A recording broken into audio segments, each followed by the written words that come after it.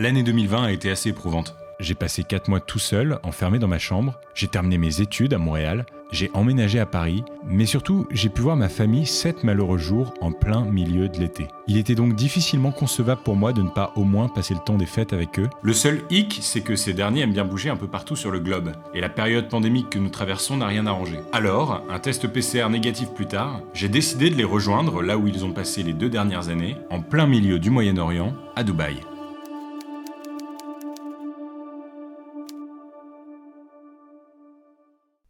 Ma relation avec cette ville, elle est assez particulière.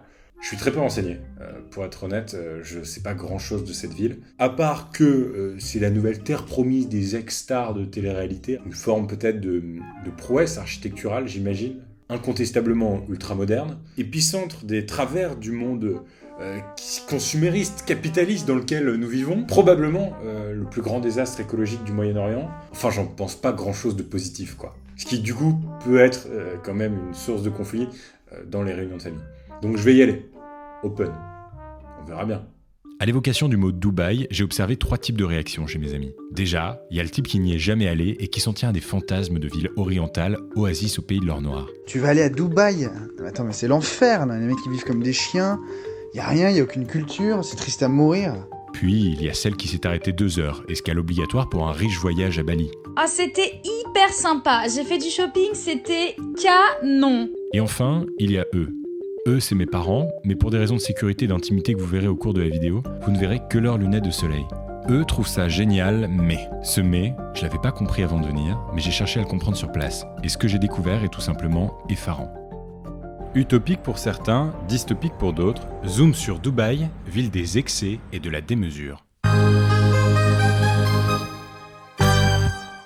Fondé au XVIIIe siècle, Dubaï reste un bourg modeste et isolé du monde jusque les années 1900, devenant dans la première moitié du XXe siècle un haut lieu commercial du Golfe qui vit essentiellement du commerce des perles jusqu'au milieu des années 30.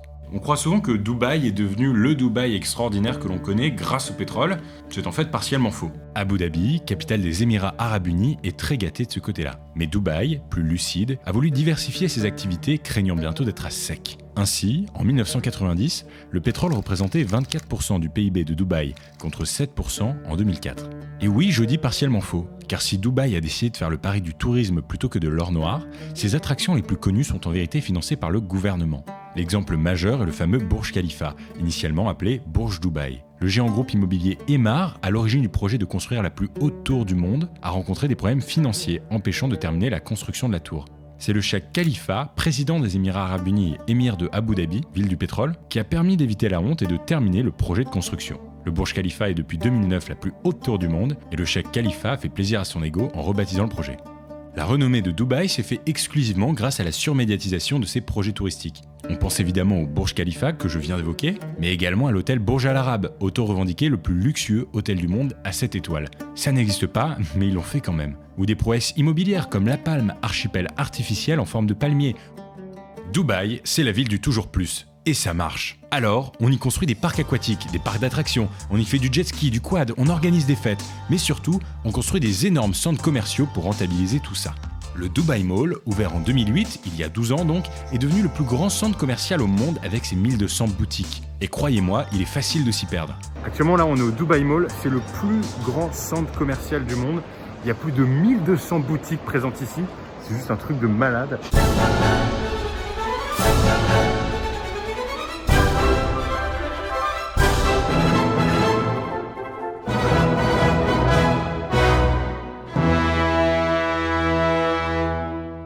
Soyons bien clairs, si vous cherchez un magasin, il est très certainement présent au Dubai Mall. Le complexe fait 800 000 m². En général, quand tu sors de là, t'es épuisé. Pour ceux qui préfèrent les endroits plus chics, il y a aussi le Mall Emirates, ouvert en 2005. Je dis chic, pas sobre, parce qu'au Mall Emirates, il y a quand même une piste de ski, en plein désert. C'est parce qu'on a tendance à l'oublier dû à la clim dans tous les endroits jusqu'aux arrêts de bus, mais Dubaï se trouve dans l'un des plus grands déserts du monde, le désert d'Arabie. Vous commencez à vous dire que tout ceci n'est pas sans conséquences, et vous avez raison. Le tout sous les 5 appels à la prière qui rythment encore la vie des touristes et des Dubaïotes.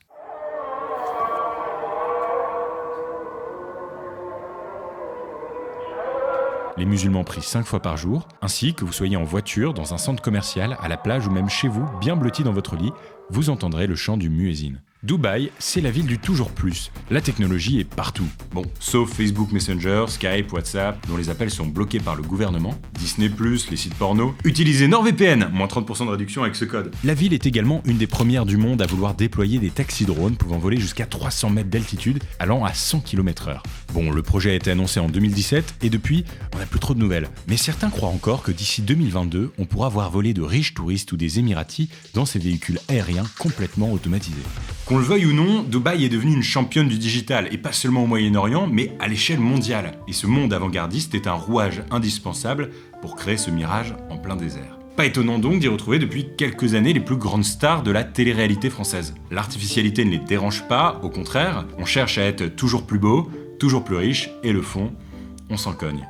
Le projet du gouvernement est simple, devenir la première destination mondiale du tourisme et du luxe, cherchant également à faire de Dubaï une ville reconnue dans le monde des affaires. À mi-chemin entre l'Europe et l'Asie, Dubaï est un hub indispensable aux échanges des hommes d'affaires de Pékin à Casablanca. Le succès de la compagnie aérienne Emirates, créée et dirigée depuis 1985 par la famille fondatrice de Dubaï, la famille Al Maktoum, s'explique d'ailleurs par cette position géostratégique. Dubaï veut devenir la ville première classe du monde, mais n'est pas premier de classe qui veut, et vous allez le voir, on en est encore loin. Pour commencer, je publie cette vidéo depuis Paris parce que beaucoup de locaux m'ont déconseillé de le faire sur place. Cette peur de la population est assez fascinante. Nombreux sont les expatriés qui ne se sentent pas libres d'émettre un avis critique sur le gouvernement de Dubaï ou des UAE par peur de représailles. En vérité, cela fait un certain temps qu'aucun journaliste étranger ne s'est fait emprisonner pour avoir éclairé ses semblables sur la partie sombre de Dubaï. En revanche, encore aujourd'hui, de nombreuses actions judiciaires sont en cours contre certains ressortissants étrangers. V'là l'ambiance. L'environnement répressif de Dubaï est long, il est complexe aussi, car il laisse peu de traces. Mais avant de parler de néo-esclavagisme et de droits humains dans le pays, place au premier sujet dystopique.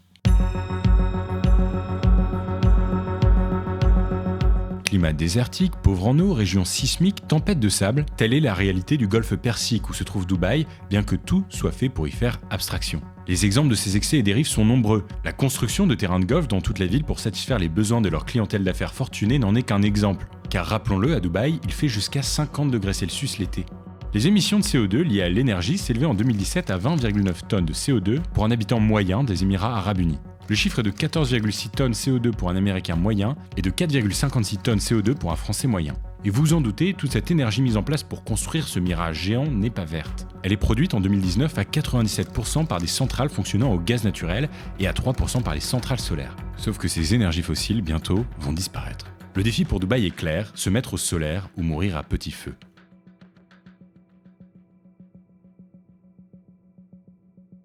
Beaucoup d'influenceurs se lèvent pour la cause ouïghour en Chine, mais peu connaissent réellement les travers de leur destination favorite. L'ONG Human Rights Watch décrivait récemment les conditions de vie des travailleurs étrangers à Dubaï comme less than human, moins qu'humaines. Attention, par travailleurs étrangers, je ne désigne pas ce qu'on appelle communément les expatriés, terme qui, par abus de la langue française, désigne des travailleurs de pays riches qui viennent s'installer dans un nouveau pays pour exercer une profession de cadre très souvent. Non, ici ce que je souhaite dénoncer, c'est les conditions de travail des workers, qui très souvent œuvrent dans la construction, venus pour la plupart à Dubaï des pays autour de l'océan Indien.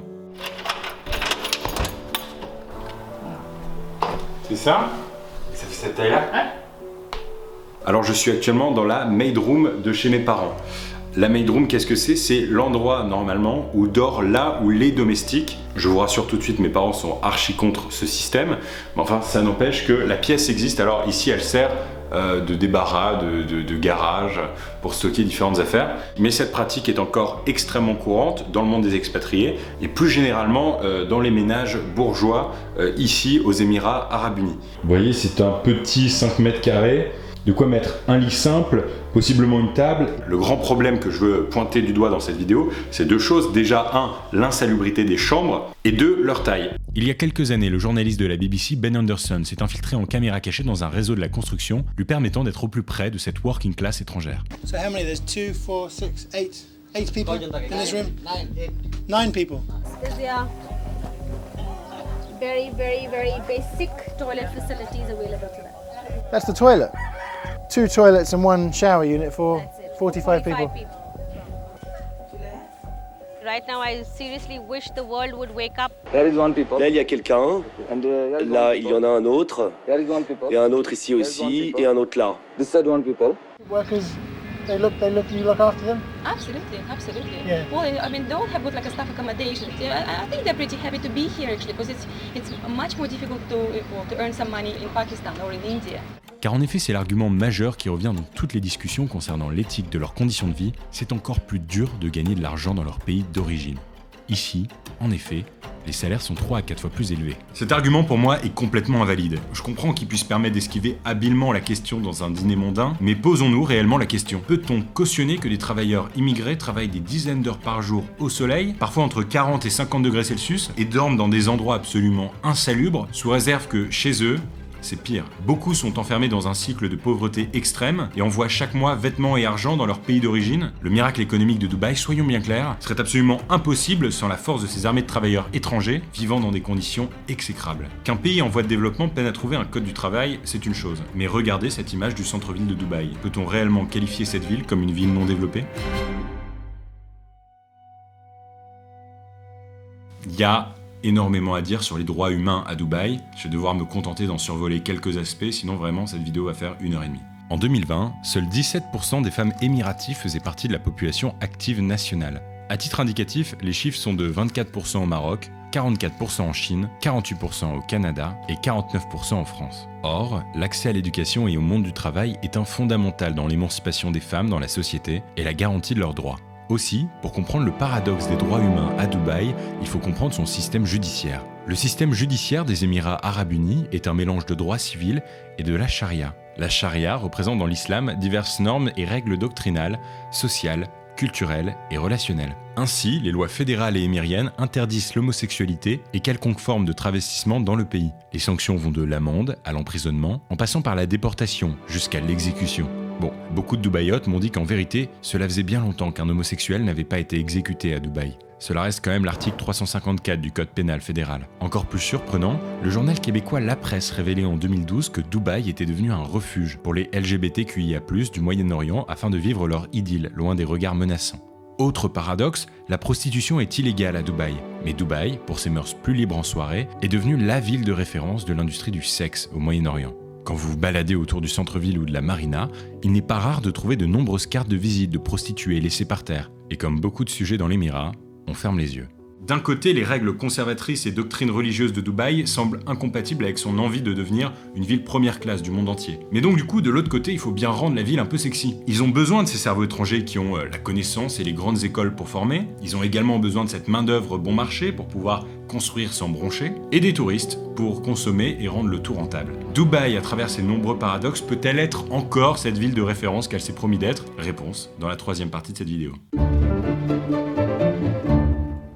Dubaï et les Émirats Arabes Unis n'ont clairement pas fini de vouloir s'ouvrir au monde. Déjà, petite bonne nouvelle dans le camp des travailleurs, on assiste depuis 10 ans à de plus nombreuses révoltes contre la pénibilité du travail et les faibles salaires. La lutte est lente, mais s'organise. Plus surprenant également, le 13 août 2020 a été signé à la Maison-Blanche un accord de normalisation des relations avec Israël. Un accord de paix donc avec Donald Trump au centre, placé en médiateur, entre Netanyahou, Premier ministre d'Israël, et Bin Zayed, ministre des Affaires étrangères des UAE. Les Émirats Arabes Unis sont le premier pays du Golfe Persique à normaliser leurs relations avec leurs voisins juifs. Ainsi, il n'est plus rare par exemple de trouver des hommes en kippa dans les malls de Dubaï. Et cette volonté d'ouverture s'ancre encore une fois dans une stratégie de devenir un pays fédérateur de la région. Un autre exemple récent est l'accueil de l'exposition universelle de 2020, reportée d'ailleurs bien malgré eux en 2021 dû à la situation sanitaire. Aussi, toujours dans le thème de l'ouverture sur Dubaï, il m'est important de vous dire que l'écrasante majorité de mes sources dans cette vidéo sont anglophones, pour la simple et bonne raison qu'il est très complexe de trouver de l'information mettant en exergue les limites de Dubaï dans les médias français. Et cette forme de caution géopolitique de la part de l'État français se retrouve d'ailleurs dans la création du Louvre d'Abu Dhabi, capitale des UAE, initiée à la fin de la présidence de Chirac en 2007. Si dans les guides on apprend que la création de ce musée est avant tout d'ordre culturel, les Émirats Arabes Unis se sont tout de même engagés à reverser à la France près d'1 milliard d'euros dans les 30 prochaines années pour cette filiale culturelle gorgée d'histoire et de prestige français. Enfin, sur la question environnementale, le solaire progresse, incontestablement. L'objectif du Premier ministre des UAE, son Altesse Al Maktoum, est simple, augmenter la part de l'énergie renouvelable dans la production électrique totale de Dubaï de 25% d'ici 2030 et de 75% d'ici 2050. Si l'effort est louable, le paradoxe écologique reste grand. Dubaï est probablement la ville du monde qui encourage le plus la surconsommation.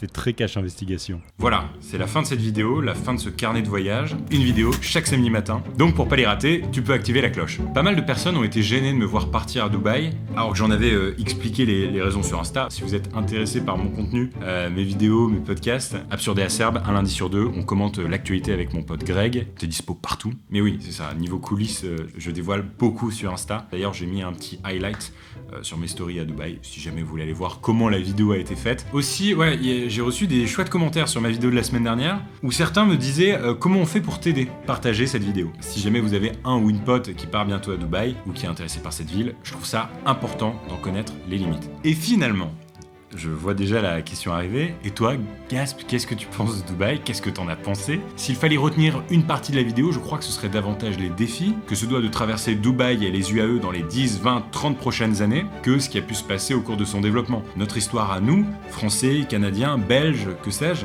a aussi ses moments de honte. Et peut-être même encore aujourd'hui. C'était Gaspard G. Rendez-vous samedi prochain pour une vidéo un peu plus light.